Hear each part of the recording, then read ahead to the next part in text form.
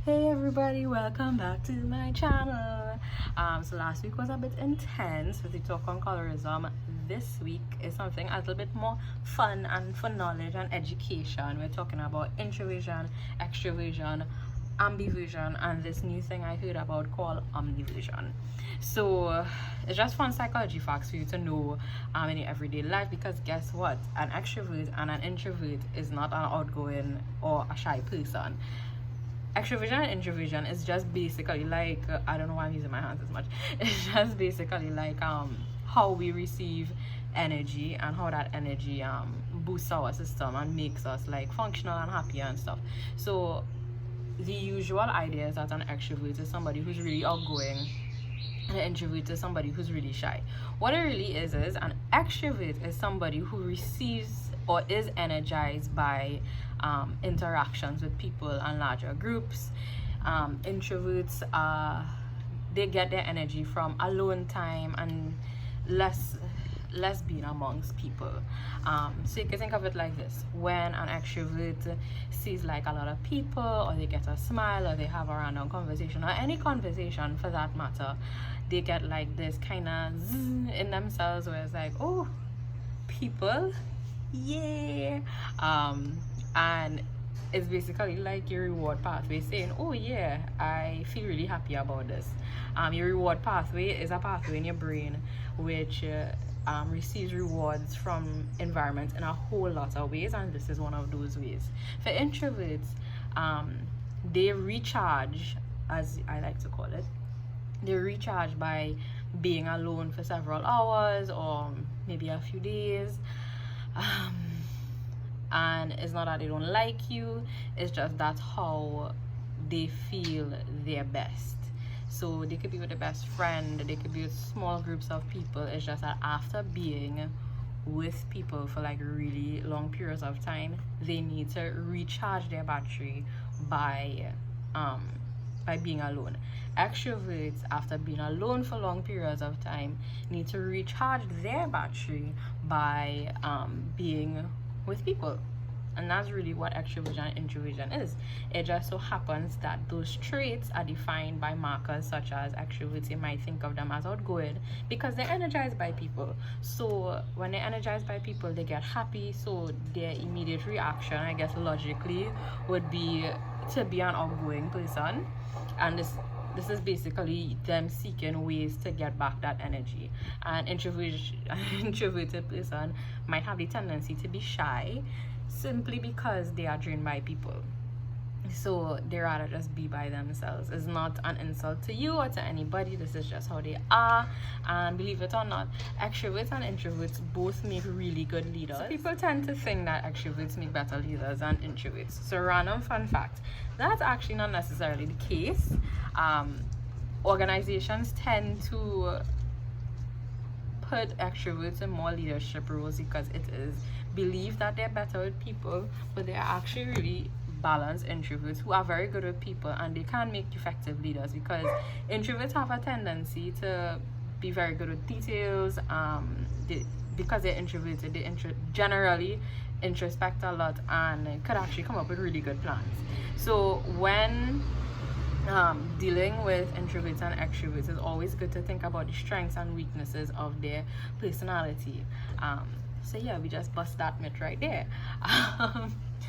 That's the thing, a lot of people don't realize that introverts and extroverts each have their strengths and their weaknesses and bring something to the table that you would not otherwise realize that they do. And if you have an introvert or you have an extrovert in your life and you are the opposite of them and you don't really know how to deal with them, I am going to give you some tips that I found from fastcompany.com. So yeah, some some tips to deal with an introvert. If you're an extrovert and you don't really know how to, one, make sure to respect their privacy. Introverts aren't keeping you out, they just really like to be private sometimes, and it's really just for you to respect that, and over time they will let you in. And that is my neighbor's dog, and this really annoys me, but I'm going to be moving from here to another spot in a few weeks, so bear with me on that. Two, do not embarrass them in public, nor should you reprimand them in public. I think a lot of times some people might be okay with making embarrassing jokes, or okay with kind of like yeah, reprimand is the best word I could use. Kind of like buffing or scolding somebody in public. Introverts really don't like that. What you could do is talk to them in private about a problem that you probably have. If it's any moment, just quietly pull them aside and say, hey, I really like this so much. Don't do it. In fact, you shouldn't do it in front of anybody ever, but particularly introverts, be careful with it. Don't be that person. And embarrassing jokes, they're already private. Do not tell embarrassing jokes about them, because embarrassing jokes means you're dipping into something that like they personally told you and they don't want anybody else to know. So respect that as well. Do not force introverts to make lots of friends. They do not need lots of friends. You, if you're an extrovert, might feel like you need a lot of friends. They don't. They probably just need one best friend who has like a lot of similar traits with them, and that's fine, because again, everybody is different. It's about you really just respecting that difference between you and your introverted friend or partner. And when completing tasks, give them warnings. Any change in life, give them warnings. Maybe 15 to 20 minutes before, 10 minutes before, just like, okay, we're gonna finish up whatever this is in a bit. Don't just come and startle them and like, okay, we are done. You know, if it's something life-changing, ease them into it.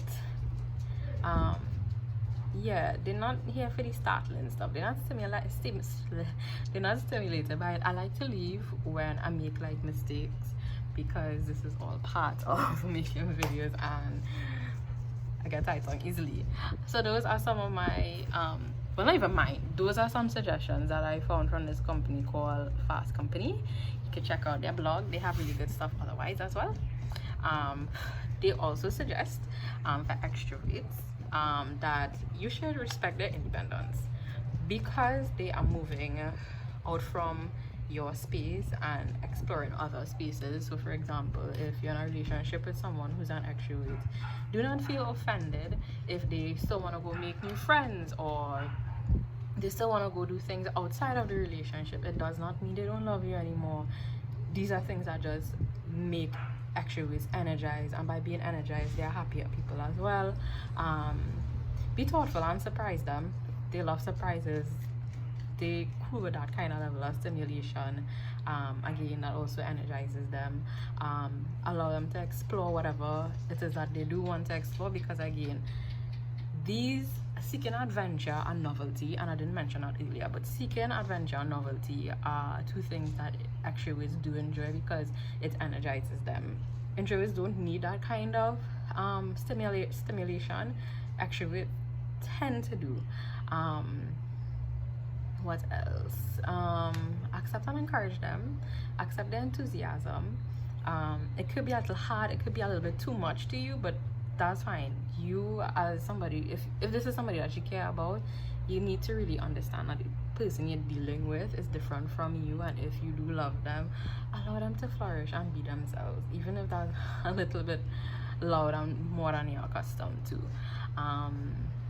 And I guess the last one is compliment them in front of others. They like that. They're not like the introverts who would rather generally to not be told certain things in public. Extroverts actually like it. Yeah, and understand when they're busy, because extroverts tend to keep themselves busy since they love getting stimuli from the environment in all kinds of ways.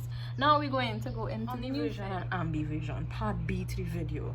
So I've never actually really heard about Omniversion until last week. I Google scholared it and I found nothing either really on it. So maybe it's something that's still being coined and worked upon, but I thought I'd like add it in anyways, because why not learn all the words out there. So yeah, Omniversion and Ambiversion. Ambiversion is something that is researched and does exist. It is generally the balance between introvert and extrovert.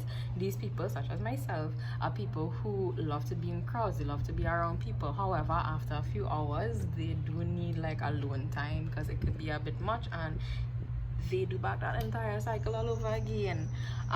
So a prime example that I could give you is, for example, me, right?